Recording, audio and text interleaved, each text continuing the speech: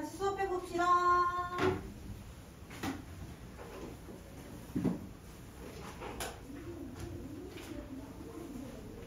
141페이지 에너지의 전환과 보존 한번 해볼게요. 자, 에너지의 종류에는 그 외에도 엄청 많이 있는데 여기 나와 있는 거 볼게요. 빛 에너지, 소리 에너지, 열 에너지, 화학 에너지, 전기 에너지 대표적으로 나와 있습니다. 빛 에너지는 태양이나 아니면 전등에서 나오는 에너지고요. 소리 에너지는 소리, 말 그대로 소리 났을 때 소리도 에너지를 가지고 있습니다. 열 에너지는 방향성이 있어요. 열 에너지는 항상 온도가 높은 곳에서 낮은 곳으로 이동을 할 수 있어. 근데 온도가 낮은 곳에서 높은 곳으로는 이동을 못한다라는 특징을 가지고 있습니다. 그 다음에 화학 에너지, 화학 에너지는 화학 결합할 때 있는 에너지. 우리 몸을 이루고 있는 것도 화학 에너지, 음식물도 화학 에너지, 식물도 화학 에너지. 전기 에너지는 말 그대로 전류가 흐르면 가지고 있는 에너지를 전기 에너지라고 합니다. 이 에너지들은 전환이 일어날 수 있는데 3번에 보면은 에너지 보존 법칙이라고 나와져 있죠. 에너지 보존 법칙은 역학적 에너지 보존 법칙이랑 조금 달라. 의미는 비슷한데 에너지는 보존된다 라는 뜻이고요. 얘는 조건이 필요 없어요. 조건이 필요 없이 항상 성립하는 값입니다. 공기 저항이나 마찰이 있을 때도 에너지 보존 법칙은 항상 성립합니다. 그래서 에너지는 새로 생기거나 없어지는 게 아니고 전환만 가능해요. 전환. 다른 에너지로 바뀌는 거다. 공이 굴러가다가 멈추는 것도 역학적 에너지가 마찰에 의해서 열 에너지로 바뀌는 거예요. 에너지가 0이 되는 게 아니고 열 에너지로 바뀐 겁니다. 그래서 에너지는 전환만 가능하게 되고요. 근데 우리는 에너지를 아껴야 된다, 에너지를 절약해야 된다는 말을 쓰죠. 그 얘기는 에너지는 없어지지 않아. 근데 에너지 중에서 재사용이 불가능한 에너지들이 있어. 예를 들면 열 에너지나 아니면 소리 에너지 같은 거. 자, 공이 굴러가면서 열이 발생했어. 그거 다시 쓰려면 열을 다시 모아야 되지. 혹은 공이 굴러가다가 소리가 났어. 그럼 소리 에너지로 바뀌었는데 그 소리 에너지를 어떻게 모아서 다시 쓸 거야? 열이랑 소리는 다시 모아서 사용하기가 어려워요. 그래서 얘는 재사용이 안 되기 때문에 우리는 에너지를 절약해야 된다. 재사용이 가능한 에너지로 만들어야 된다라는 말을 쓰는 겁니다. 에너지가 없어지는 게 아니고. 자, 그래서 에너지 전환을 한번 해볼 건데 책에 나와 있는 그림도 한 번씩 봐주시고요. 책에 안 나와 있는 것들 좀 다뤄볼게요. 자, 처음에 대부분의 우리가 알고 있는 에너지는 태양으로부터 옵니다. 태양으로부터. 자, 태양이 뜨게 되면은 밝아지지. 빛이 나는 거야. 태양이 뜨면 빛 에너지가 발생하고요. 또 태양이 뜨면 온도가 올라가 열 에너지가 발생해요. 태양은 빛 에너지와 열 에너지를 가지고 있습니다. 자, 이 빛을 사용해서 전기를 만들어내는 기구가 있어. 태양 전지라고 하는 거. 태양 전지. 우리 옥상 같은 데 보면은 이런 식으로 막 설치되어 있는 거 본 적 있어요? 태양 전지입니다. 태양 전지. 그래서 태양 전지는 빛 에너지를 전기 에너지로 바꿔주는 거야. 그 다음에 빛 에너지를 누가 흡수하냐면 식물이. 식물이 광합성을 할 때, 광합성 들어갔죠? 광합성 할 때 빛을 흡수하게 되는데 광합성 결과 뭐가 만들어지냐면 포도당이 만들어져요. 포도당. 당이야, 당. 달달한 거, 포도당. 이 포도당은 화학 에너지야. 그 다음에 이 식물을 동물이 먹을 수 있지. 동물도 화학 에너지. 그래서 빛 에너지가 화학 에너지로 바뀔 수 있고요. 식물이랑 동물이 죽었어. 그래서 얘가 사체가 돼서 퇴적이 되면 오랜 시간 지나면 얘가 화석연료가 돼요. 석유, 석탄 들어봤어요? 그게 화석연료, 화석연료. 지금은 석탄을 잘 사용 안 하죠. 지금은 석유를 많이 사용하죠. 화석연료도 화학에너지. 화석연료를 태운 다음에 발생하는 열을 이용해서 발전기를 막 돌리면 전기에너지가 만들어져요.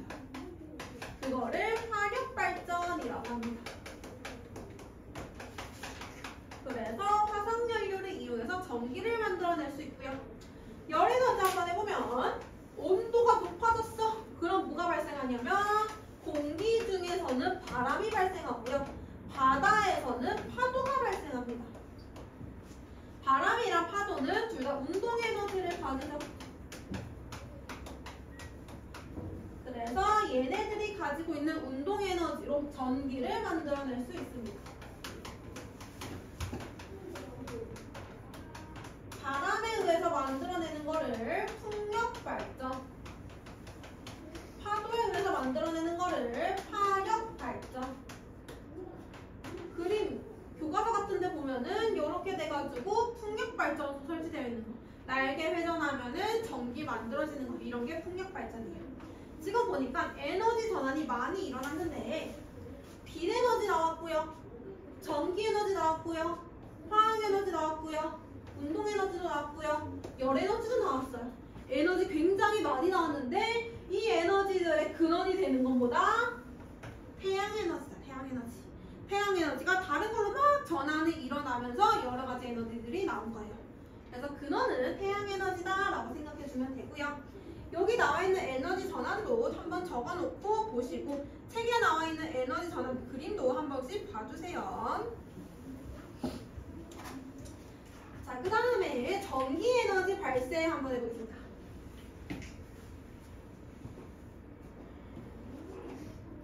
자, 우리가 2학년 과정 전기 배울 때 손으로 막 이렇게 했던 거 기억나? 손 써가지고 방향 잡고 이런 거 많이 했었지. 자, 그때도 전기와 자기를 같이 다뤘어요. 그때는 뭘 했냐면 이렇게 도선이 있고 여기에 전류가 흐를 때 전류가 위로 흐르면은 자기장이 반시계 방향으로 만들어져요. 이런 걸 배웠었어. 이거는 전기에 의해서 자기장이 만들어지는 거야.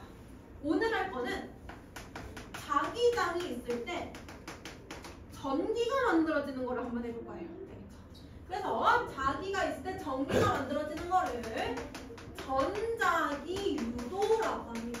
전자기, 전기와 자기가 상호작용하는 거를 전자기라고 해요. 그거를 유도한다. 그래서 자기에 의해서 전기가 만들어질 건데 이때 만들어지는 전기를 유도 전류라고 합니다. 유도된 전류다 라고 생각해주면 돼요. 자, 유도 전류가 어떻게 흐르는지를 보면은, 자, 여기에 코일이 있어. 그리고 여기 자석이 있어. N극, S극. 지금 코일에는 전류가 흐르지 않고 있는 상태야. 근데 내가 자석을 얘한테 넣었다가 뺐다가 넣었다가 뺐다가 계속 반복을 해. 그러면 어느 순간 전류가 생겨요. 이게 전자기 유도야. 왜 전류가 생기냐면 얘가 지금 우리 눈에 안 보이지만 자기장이 있잖아. N극에서 나와서 S극으로 들어가지. 이렇게 이 자기장이 막 이렇게 있단 말이야, 주변에. 근데 얘가 코일 안으로 들어오잖아. 그러면 코일을 통과하는 자기장의 개수가 많아져요. 근데 이 코일은 이 변화가 너무 싫어. 그래서 이 변화를 없애주기 위해서 반대되는 자기장을 만들어서 얘를 상쇄시켜 버리는 거야. 근데 이 자기장 만들려면 어떻게 해야 돼? 전류를 흘러줘야 돼. 그래서 전류가 흐르는 거예요. 그거를 유도전류라고 하는 거예요. 그래서 이 유도전류라는 거는 언제 생기는 거냐면 코일 속에 자기장이 변화할 때, 자기장이 변할 때 유도전류가 생기는 거야. 그럼 내가 자석을 코일 안에 넣고 가만히 있어. 자기장 변해 안 변해? 안 변하지. 가만히 있으니까. 이럴 때 전류가 안 흘러. 무조건 움직일 때 전류가 흐르게 되는 거야. 그 다음에 얘가 가까이 오면은 자기장 많아지지. 그럼 이 자기장 만들어내야지 상쇄되잖아. 근데 얘가 멀어질 때는 어떻게 될까? 멀어지면 자기장 줄어들겠지. 여기 통과하는 자기장이 줄어들 거 아니야, 멀어지면. 그러면 그 자기장을 다시 만들어줘야지 변화가 없지. 그치? 그래서 가까워질 때랑 멀어질 때 만들어지는 자기장이 서로 반대야. 그럼 유도전류의 방향도 서로 반대야. 가까워질 때랑 멀어질 때. 그리고 여기가 N극이거나 S극이거나 이럴 때도 유도전류의 방향은 반대 방향이 돼버려요. 그래서 그때 유도전류의 방향을 우리가 뭐라고 정의하냐면 자기장의 변화를 방해하는 방향으로 정의를 내립니다. 자기장이 변화하면 그 변화가 싫으니까 변화를 방해하는 방향으로 유도전류가 흐른다. 이렇게 표현을 해줘요. 그래서 이거 방향 찾는 것도 있는데 그거는 나중에 고등과학 가면은 나올 겁니다. 한 번 더 그때 해줄게요. 자, 그 다음에 유도전류의 세기를 한번 볼게요. 세기. 유도전류가 세게 흐를 수 있는 방법이 세 가지가 있어. 다 원리는 뭐냐면 자기장의 변화를 크게 해주면 돼. 그러면 유도전류 세게 흘러. 자기장의 변화 크게 하려면은 강한 자석을 사용하거나 강한 자석. 애초에 자기장이 많은 자석을 사용하거나 아니면 자석을 빠르게 움직이거나 혹은 이 코일에 감은 수를 많게 하거나 코일을 적게 감는 것보다 많이 감아놓은 게 유도전류가 더 잘 흘러요. 그래서 이 세 가지 경우에는 유도전류가 세질 수 있다. 이렇게 알고 있으면 되겠습니다. 여기까지 이해됐어요? 넘어가 볼게요. 개념이 발전기도 있네. 자, 전자기 유도에서 발전기라고 하는 기구가 있는데 우리 2학년 과정하면서 전동기는 배웠어. 힘 받는 거. 발전기와 전동기가 굉장히 비슷해요. 자, 발전기는 뭐냐면 발전기는 전기를 발생시키는 거야. 풍력 발전 생각해봐. 날개를 막 돌리지. 그러면 전기가 발생했지. 날개가 회전하는 거는 무슨 에너지야?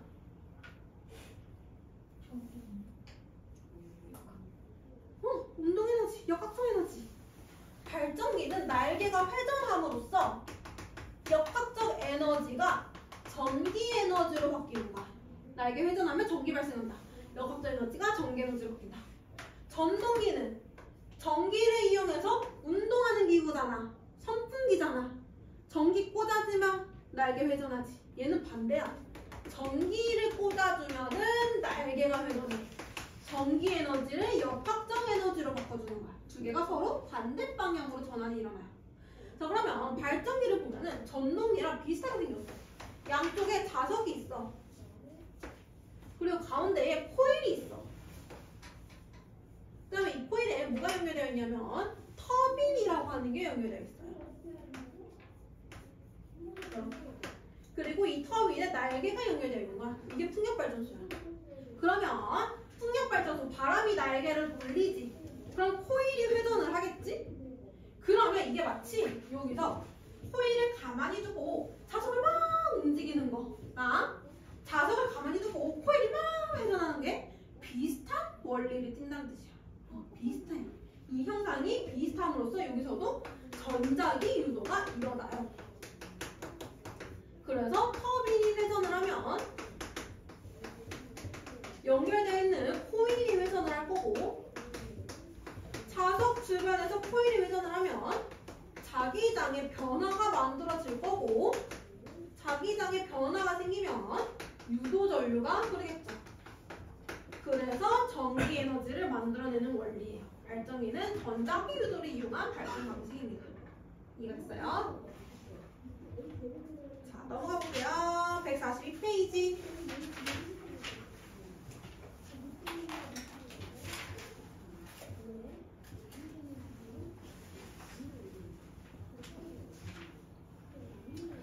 이 페이지는 전기 에너지 나와 있습니다.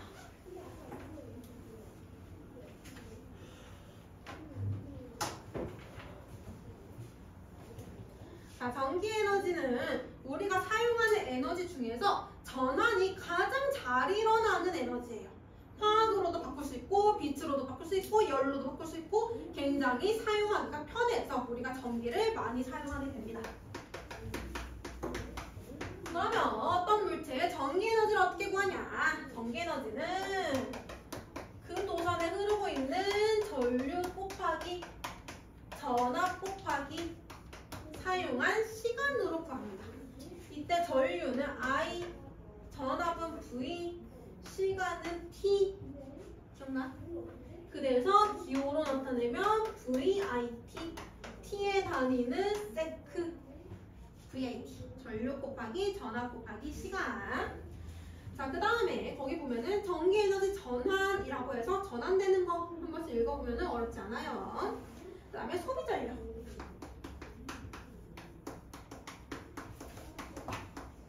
전력이라는 거는 어떤 전기기구를 1초 동안 사용했을 때 소비한 전기에너지를 의미해요. 얘는 전기에너지는 총 사용한 전기에너지고 소비전력은 1초 동안 사용한 전기에너지고 그러면 소비전력은 전기에너지를 시간으로 나눠주면 되겠네. 그죠?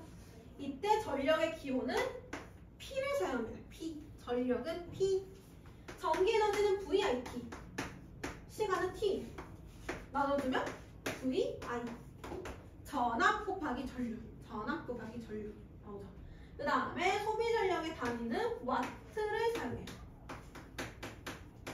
기호는 P. 단위는 와트. 마지막 전력량.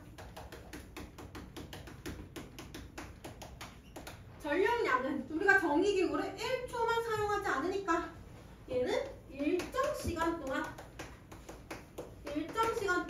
소비한 전기에너지. 얘는 소비한 전기에너지 전력인데 일정 시간이 앞에 추가된 거야. 따라서 전력량은 전력 곱하기 시간을 해주면 돼. 전력 곱하기 시간. 근데 여기서 주의해야 될 게 있어요. 시간의 단위가 초가 아니고 시야, 시. 아우. 그래서 얘 단위가 와트시야. 와트에다가 시를 곱한 거. 와트시라고 읽어요. 자, 전력이 40이래. 40와트야, 전력이 40와트. 얘를 2시간 동안 사용했대요. 전력량 얼마야? 80와트시가 되겠죠. 그냥 시간으로 곱해주면 돼요. 시간으로. 알겠지? 초로 하는 게 아니고 시간으로 곱해주면 됩니다. 자, 여기까지 하면은 되는데 중간에 보면은 그 박스가 있어, 박스.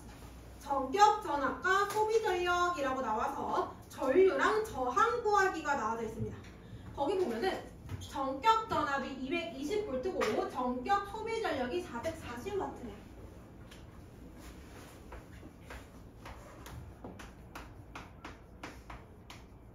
앞에 적혀 있는 게 전격 전압이고요.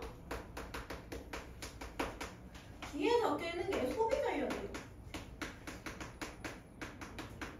전격 전압은 뭐냐면 이 기구를 정상적으로 사용하기 위해서는 220V짜리에 연결해야 돼요. 이런 뜻이에요. 우리가 보통 사용하는 거는 220V짜리예요. 거의 다. 근데 외국에 가면 좀 달라져. 그래서 얘를 220V에 연결을 해야지 소비 전력이 440W가 나와요. 이런 뜻이야. 알겠죠? 자, 소비 전력이 440W래. 근데 여기서 나는 전류가 궁금한 거야. 전류. 그래서 20을 가르면 됩니다. P는 전압 곱하기 전류. P는 VI. 그럼 I는? 그렇지. I는? 얘 넘겨주면 V분의 P. 해주면 되잖아. 그치? 그럼 저항은?